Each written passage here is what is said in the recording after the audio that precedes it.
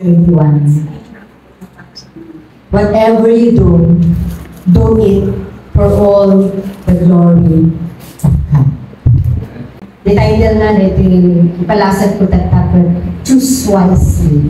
Since part iti purpose tayo ng Kristiyano is to vote with purpose and with faith. Kaya iti may isang naglagipan tayo ng Kristiyano. Kuna naman rin ko nagtatay, whatever you do it for the glory of God. In 1 Corinthians chapter 10, verse 31. Even in every ordinary thing, in every day in our lives, pilihan tayo, nga iti aramidan tayo ng inandaw, mag-glorify ni Apo Diyos. Kat ito nubigat, nga intay at putos. Kung na tayo iti balong tayo, mag-glorify ko ba ni Apo Diyos? Ma-convince ko ba ni Apo Diyos iti aramidan? Is my conscience clear? Am I doing the right thing as I chose the one I like? Kung natin, yes, respeto lang. We have our own choice, di ba? Adati choice, hindi anak ko, adati choice ko, adati choice you. We just respect each other. But take note, it's our responsibility. Just take a picture of a puzzle. Every piece of the puzzle is very important. When you complete the puzzle, you take the picture of a puzzle. Nuhaan niya napintas, iti pa nakaikabil na titunggal piyesa, iti nga puzzle. Haan niya napintas, haan mo pulos ito nga mabu. That even what you do, haan ito nga napintas. Every piece, makaanong tupay nga mailitpas iti nga puzzle, nuhaan mo nga ipakita, nga hanggang wise, mga mapangpanunod noan niya batig best na iyakabin mo ijay nga puzzle.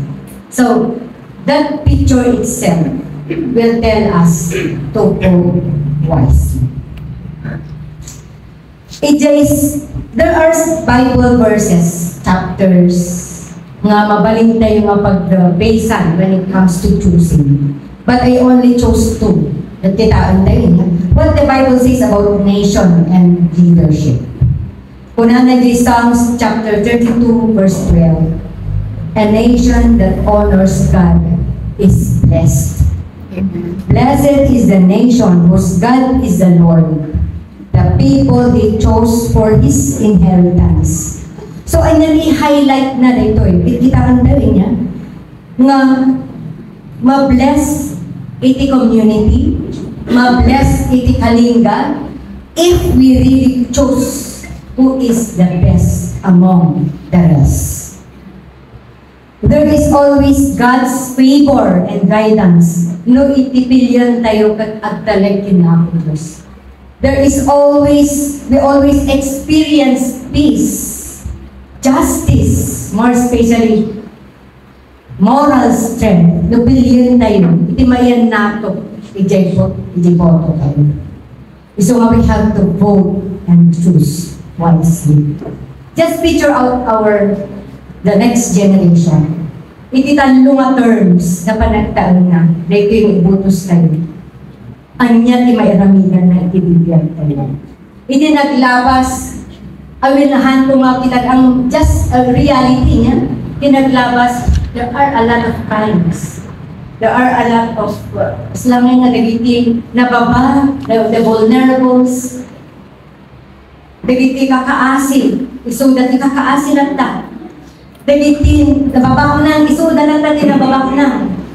Dagiti ikan ti justice, dagiti agaportana. So what then should we do? Anyan karamitin tayo mas bulantes, kita tayo, pilyan tayo dagiti tao, nga makaitulad ni mga ilaban ni kanya tayo. So we have to choose wisely. Isu na ba? Kat ada di puso na? Isu na bakit kaya na natinlon? Iti buong kalinga? Di panunutin tayo makasama. You, my brothers and sisters in Christ. Isu nga, a favor will be given to a nation. A favor will be given to a community. And even the blessings will be given to us. No pilyan tayo, timayan nato, iti. Province tayo. But it doesn't mean the absence of challenges. Of course, adalat ka. But it does mean that God's presence and guidance are with people. No, ipatugaw tayo, ito ang mga tao na absent kanya. Amen. Amen. In Proverbs chapter 29 verse 2 kunana, people are happy when good leaders rule, but they suffer under bad ones. When the righteous thrive, the people rejoice. When the wicked rule, the people will suffer. May connecting mo na tatay. So, di tayo lumatawan. Anyangay arangin tayo. Nuhan niya na pintas ti palakad, iti patugaw tayo matatao. Ag-suffer tayo magtang. Da tayo di ag-suffer. So nga we have to take a look on every single thing nga iapan tayo di pong tayo. Dapat mayan nato ti pagayatan ng ating Diyos. Amen. So is voting in the Bible. The Bible doesn't directly mention voting. Because awan may democracy, the form of government that we have is democracy. Wasn't used then before. But the principles about wise leadership and decision making helps us vote wisely. So the Roman Empire was the ultimate authority. Pontius Pilate was the ruler before. So nga naipako na ni Jesus Christ. And even the Emperor Caesar is the highest ruler during the time of Jesus. So awan pa ito. So nga nagasa tayo nagta because we can vote freely. We have our own choice. There are a lot of examples kung mabalik tayo ng ipalasa nagta. Muna, iti 1 Samuel chapter 8 to 10. So, atitog dito. Just to summarize it, 1 Samuel chapter 8. Ngayon, during that time, tikayat ti tao, tikayat ang pilyan niya, agro kanya dapat ni Saul. Though ni Apo Diyos kathan na sinilpili ni Saul, tikayat na kat the righteous one. But then, iso tikayat ti tao during that time. But then, muna ni Apo Diyos, listen to the voice of the people. Sa awan marami ni Samuel during that time. No di kat benggan na tikayat ti tao. But take note. God told Samuel to fulfill the people's requests. This was not because the request was good or right, but God would teach Israel through this. So haan niya din pagayatan ni Apo Diyos, kayat na. Sinurot na ni pagayatan ti tao. But kung na ni Apo Diyos, surutang rejay pagayatan ti tao. But then, at the end, I will teach them through what they want. So ngayon na sometimes, sa kanya kayo lang, we insist having something bad. Kasi kasalanan nga di kidlok at maminsan is straight tayo. Ngayon ni Apo Diyos, bye-bye na tayo. Kung natin, akin na ako sing tutulog na kamali ako. Bye-bye na, kasi it's our choice. It's our free will. Free will tayo diay. Iso nga bye-bye na tayo ni Apo Diyos na surutin tayo di kayat tayo. But then at the end, ijay tayo ma-realize. Ngayon, nag-ijay gaya yung mararamitin tayo mamali. Kataan niya mayan natin ipagayatan ni Apo Diyos. Amen. So sometimes we suffer. Sometimes na tayo maglang, Lord, sa baligan direction, lead me the way. So matatapay lang, before it's too late, our prayer should be, Lord, lead us the way. The best that we can. Na sino ti dapat niya, ilistang ijay po bottom. So nung kitaan na niya, Israel was warned not to choose na sino man ti popular. Na niya man ti kayat ka, but then, take note, dapat lang na di Israel kumaili, sinurot na ti pagayanan na ang Diyos na sa kanya. So don't vote just because someone is popular. Don't vote because someone has given us this. Tinulungan na kami tunay lang, but check it out, their character. their purpose, the intentions. It's in Exodus chapter 18 verse 21. But you should select from all the people able men, God-fearing, trustworthy, and hating bribes. Place them over the people as officials of thousands, hundreds, fifties, and tens. So it's biblical. Select who is capable. Choose that somebody is trustworthy, God-fearing leader. Look at the leader who is capable and honest and respect God. So kimuhatin tayo with discernment. Lagi ibut-butos tayo. Tapos di kasahan tayo maililaw lang. Hindi ipaay na kanya tayo. Tatta, kadaman. Nadaman tinawa-awat tayo. Yan? Diba? Amen. Yes, that's reality. Ngayon niya ngayon, ipilit naman, di alaan tayo. Diba?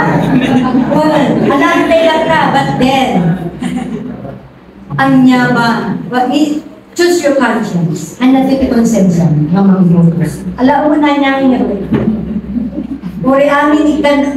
Amin to pa, bagit ito niya. Amin na. Alam ko pa di duwa-duwa nga talo-talo. Amin nalanan. As dyan. Niya nga rin. Nagapuman lang ka nung ligaban ng bahay. Sa si-share na lang tawag. Diba? Diba? That's reality. Ang hantay nga ilinudita. That's reality. They are just sharing yung kaban ng bahay. But, again, both wisely. Amen. Yes. Amen to that. Itinimot lang 1 David chapter 16, verse 1 to 13. Ay, summarize ko lang yun.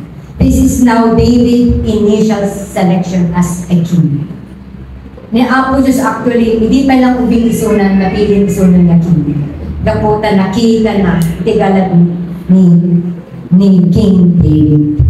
So makita tayo na ni King David, Samuel is still, during that time, Samuel is still grieving of Saul's failure as a king. So, nung nakita tayo during that time ni Saul, di ba pinili ni Tao isunod?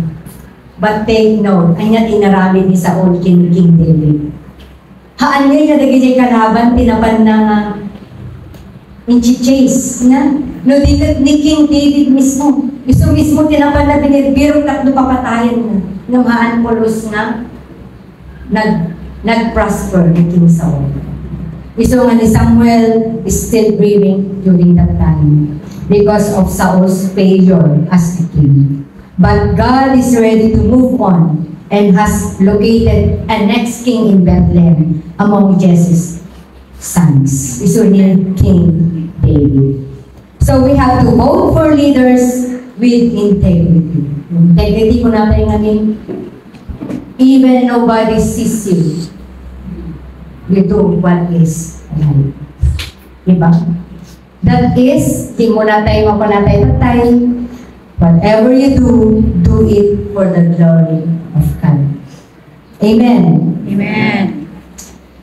So, ni Daniel, stay faithful to God. You know the life of Daniel. Di ba ni Daniel nagaduti naglasatan na? Nagaduti naglasatan ni Daniel. Wherein, isuna ka na persecute, isuna ka kinyapan na iti lions din. Nung haan pulos na nakagat isuna. Uri may isa lang here, tibok na, wala ka. Because God is with him. Haan niya pulos yun natin na ni Daniel, iti pamati na kinako Diyos. Uri na ninagalan ni King Rehoboam, ni King Rehoboam, nga iso iti kaslangin na ng padas iti kini Daniel. Kat na imatangan na nga iti Diyos ni Daniel kat manakabalin. Amen. Amen. So nakita tayo di manakabalin ti ako during the time of Daniel. Nakaan pulos iso na nga kinagat iti lawan. And even nagita duwang persecutions against kanya nangasatan namin. It's because that God knows the heart of Daniel. A pure heart.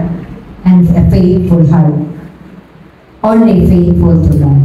Han iso na pulos nga naggasalimadan nga nagdayaw kinapitos ure ko na ni the king ini nga parintumong iso na the kingdom.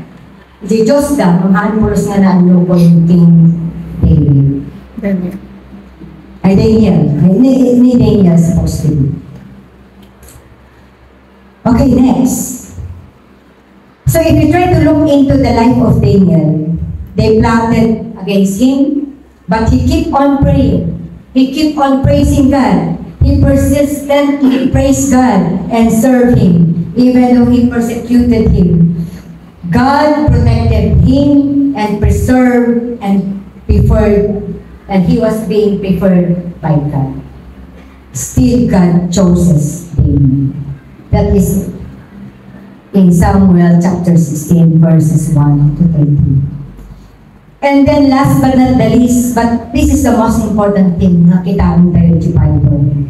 It's the life of Jesus. That is in Matthew chapter 22, verse 21. They say unto him, Caesar's. Then said he unto them, Render therefore unto Caesar the things which are Caesar's, and unto God the things that are of God's. So, anya ba yung verse, kahit na ipalasad ka na tayo. This part of the verse is the dialogue wherein Jesus is responding to a question about whether it is lawful to pay taxes with Caesar. Yeah? And his answer emphasizes the distinction between a civic duty and spiritual duty. So what does this mean? It taught us that Caesar, of what is due to Caesar, we have to give it to Caesar. And what is due to God, we have to do it. We have to give it to God. Ngayon, hindi ka tagbaybayad ng taxes. So, kanya tayo, kanya din dapat nga, what is our role then as a civic people? Of course, to cast our vote. So, we give also what is due to Caesar. Habang na mabalanyahan ang kagbotos, niya sayang. Kasi baka damdaman, si kagayang lang na hindi factor yung apay nga naabak hindi gusto ko mga mag-ikabit dyan na posisyon. So, nagayang nakarehistro, agrehistro ngayon. Thank you. Next na pa nagbubotos, sayang yung posisyon niya. Sayang. Ayan. Every vote matters. Every vote matters. So, commit our plans then to the Lord and He will guide us. So, aming arami din tayo ng bigat. Lord, kung na tayo dapat, at kanadag tayo pa, i-guide mo siya. Kasi dapat ibutos ko kung sino di dapat niya maibutos itatawag ng tayo. Yan. Mo nga panunutin, dinaitid na, no, di ka sino, di mayan natin nga ibotos tayo. Una, nagalula, amin na ito ka, nagitirin niya, kawan nagitirin tayo. Ngumaan mo niya, mabalihaan tayo ma, agbotos, we have still to vote, of course. So every vote counts. Kung nakarita tayo, numuhaan mo nga ipalasat na itang maramidin ng agbotos, adati tendency na nga, ay sayang, no kung binutusak iso na galit na nga, pagkuma, kisunan. Awan iti muna nga babawi. So your future, your vote rather, helps shape the future. Remember that. Sa atin nakasalalay ang pag-asa ng ating mga kabataan. Kanya yung mga kabataan.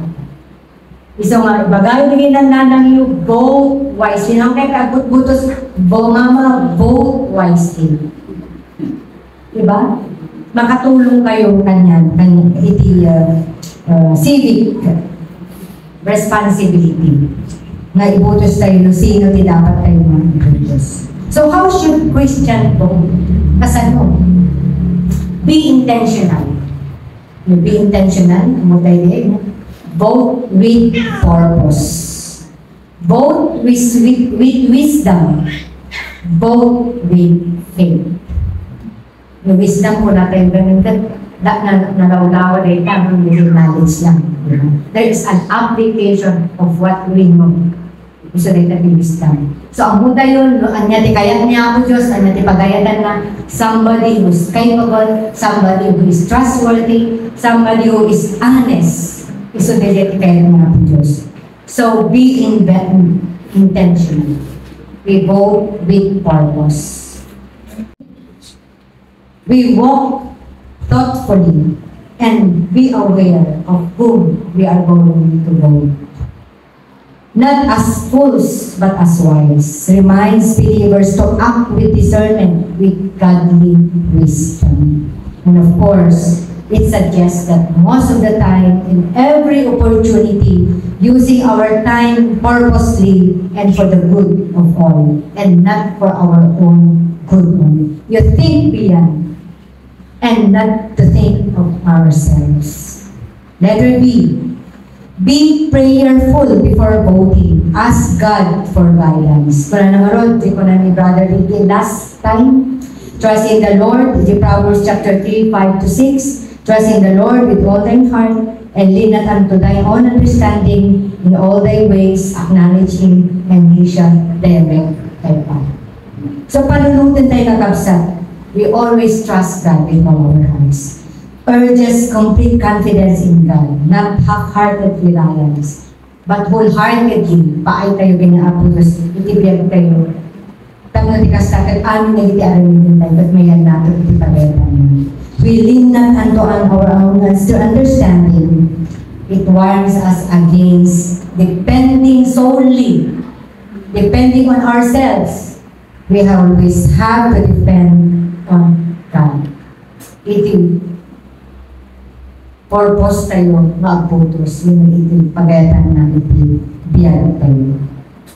So in all thy ways, acknowledge Him. We recognize God's authority and presence in every part of life. But take note na Apo Diyos amunan, no sino din patubaw na.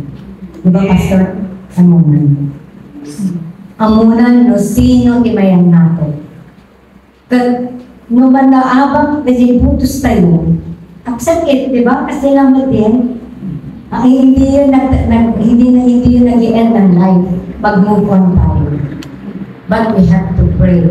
Ma-accept tayo, kung sapay kumadali, tayo patugaw niya ako Diyos, kat makatulong ipang tayon. Nung sapay taan nga din nabasa tayo na tayo, na because we chose Him, we chose that person, kat madusa tayo haan ko mga Kristiyano. Hindi kat prosper in the province of Kalinga. Amen. Letter C. Be righteous, support godly leadership. Righteous leaders bring peace. Jadi kayo tayo Kalinga? Peace. Haan nga may ikat dito tribal war. That's reality. DJ ko ba di maikat iti Kalinga, di tribal war. Ngano adan iti agugulo ng tribes, aglilumpungan timan ng tribes. Maawanan ti ba ng eskwela, maiklos sa eskwelaan, kakaasin to pintas. At dati party Kalinga, nga dati tribal war na, kakaasin na. Actually, kakaasin na. Kaanong nga tanga masold ganito. Now it's time to rise up. It's time to vote wisely. Di kaya na ako mga tinglun. Iti probinsya kayo. Nag-grida. Kanyain, even iti at the part niya nga talaga ngayon man-manong, even niya ako puruspay na panan na lugar. Kasi mabuting tan. Ni Bernard na panan. Diyan, kasululutan iti part ang mga illumination. Kasi baka damas ako. Hindi agawid da. Istorya naman lang. Nung di kadwa na hindi na tayo. At hindi kadwa naman na paligay na kadwa na. Nung halang na tayo na pagtuwa, nung hindi na tayo sakit. Nung na tayo sulat. Nung lately lang, 2 to 3 years ba? Bago year ba na? Hindi agawid dami man. Kasi pagpag na nanagad, at tayo one day dan sa man. So natulog tayo. Hindi nakadanan din dyan, hindi agawid dan, okay ba hindi dadadan dyan? Nga hindi agawid dan, at dan hindi pakutok. O siyempre sino ngayon, ha, mag-uta niya. So nga na yan ba, sa akin, anak-anakan ni Apo Biscuit, kailangan nag-survey the Parklang areas yung adalagta. Taunay lang, taunay lang. At taunay lang. Isa ngayong manakot, Lord, nag-aasat. Dahil di mapanijay ka, si Bibiag lang sumangkot.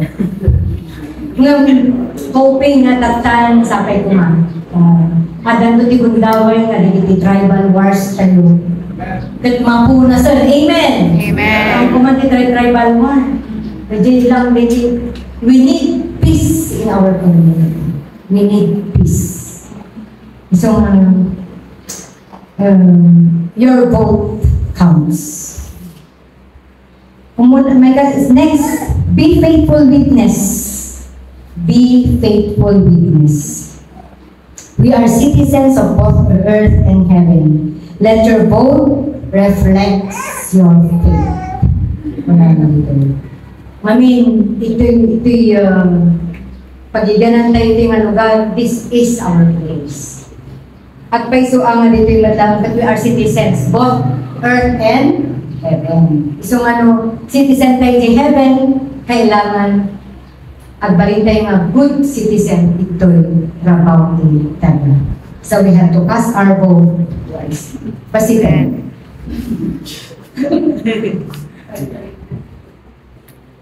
What to avoid as Christian voters? Very practical. Don't vote out of fear or pressure. At dahil kitang DJ party resign na nagkaroon mas langay niya inagaw daw, inagaw daw pero okay na ngayon, okay na daw ngayon. Hindi lang mong tatanggat mayakin. Haan lang nga Rizal. Amin, nagadun niya, At dapat niya may sanga kami, party tagot lang. Wala na ka, inagaw dami, DJ Juan, balotan ni. Ang gana ngayon, gano'n nga dapat na kay DJ Central Office na nag-depend, apay na DJ, intulok na nga inagaw na. So ngayon nga, agreeing tayo. Yung nagbasit tayo na, nagmayat ko nagita ko nga ngayon, iliwan tayo nga maibagbagal, hindi ka-adwan. No, when it comes, hindi kasto yung panahon. Tatino ko malawlawagan, hindi panahon, hindi tagtaga. Amen. Amen. Next, godly actions during, sorry, ang dami kayo basit lang. Don't vote of fear, of pressure, don't sell your vote and expect favors. Exodus chapter 23 verse 8. Bribes corrupt judgment. Thou shalt take no gifts, for the gift blended the wise and perverteth the words of the righteous. So, nawat tayo mag-gift. Nang garibo sa atin na tanangong, ibutos tayo di jay, kap-kap na kan tayo. Nga mo tayo, makatulong iti province tayo. Another one, don't spread lies or hate. Those, kunana di first, Exodus chapter 23 verse 1. Thou shalt not raise false report, put not thine hand with the wicked to be an unrighteous witness. So, hantay yung agibaga makasti-kastoy, natikan, ibaga tayo ti advice. Amen. Yung kanya nga dati gobyerno, tayo lang talaga siyempre, haan niya mabalin. Naging private sectors mabalin. Yung kanya may talaga ibawal ka. Speak truth in love. Don't stay silent when truth is needed. So in Proverbs chapter 31 verse 8, speak up for what's right. Open thy mouth.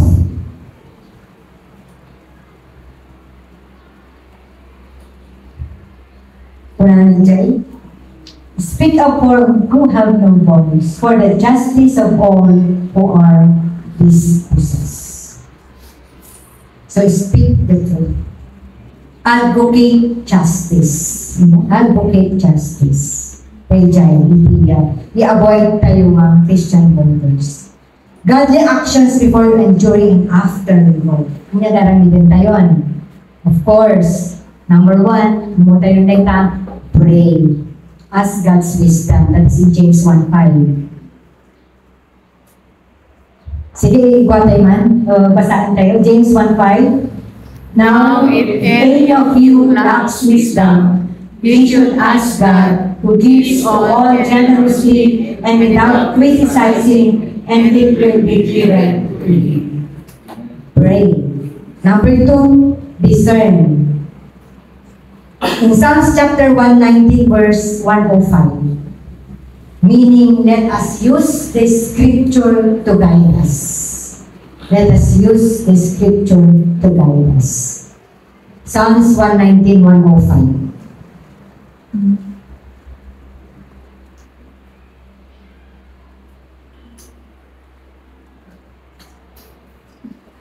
Sige, basahin tayo.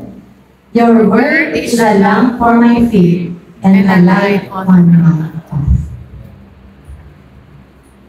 Makita tayo niya na iti may sangal di kinasiyasino ni Apo Diyos tigyan tayo. Ang isuna iti lang tayo. Isuna ti mga silaw, iti panpanunod tayo. No, the time ikabil tayo, iti vote tayo. Number 3, study. In Proverbs 28, verse 16.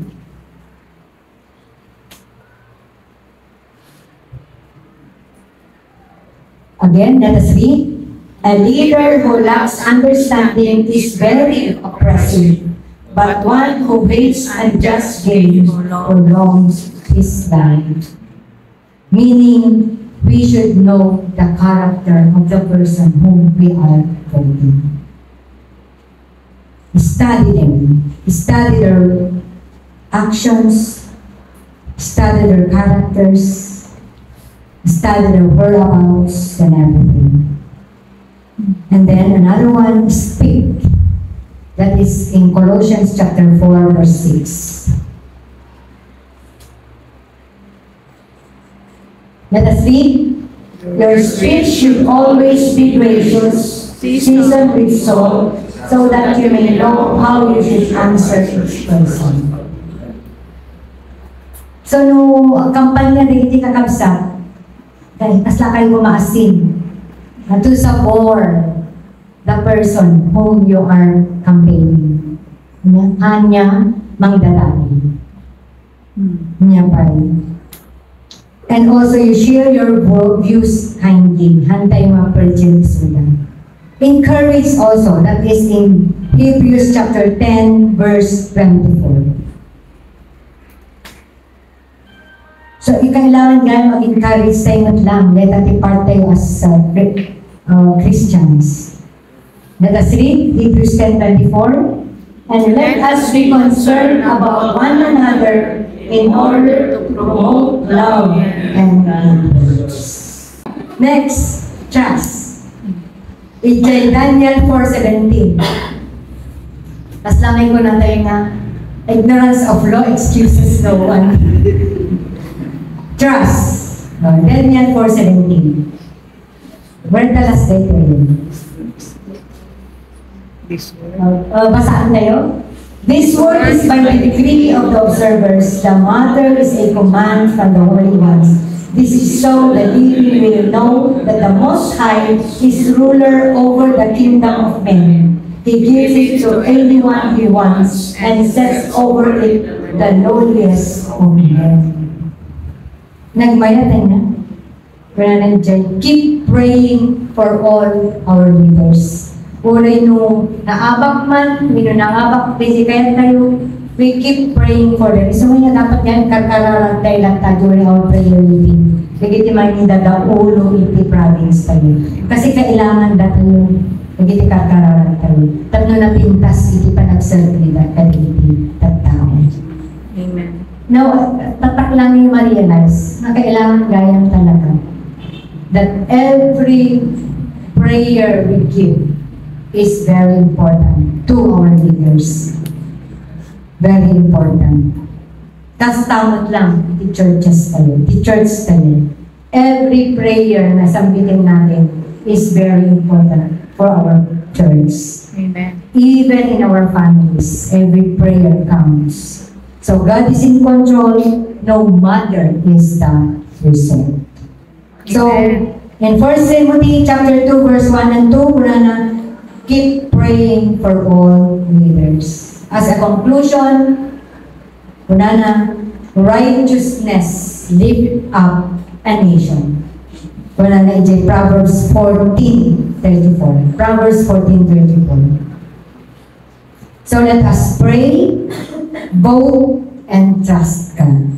Nakunana, di Proverbs 14:34, righteousness exalts a nation, but sin is a disgrace to any people. So nga panpanunutin tayo nita, ag-suffer tayo, nahantay may butos, iti, us-us to nga dapat na may butos.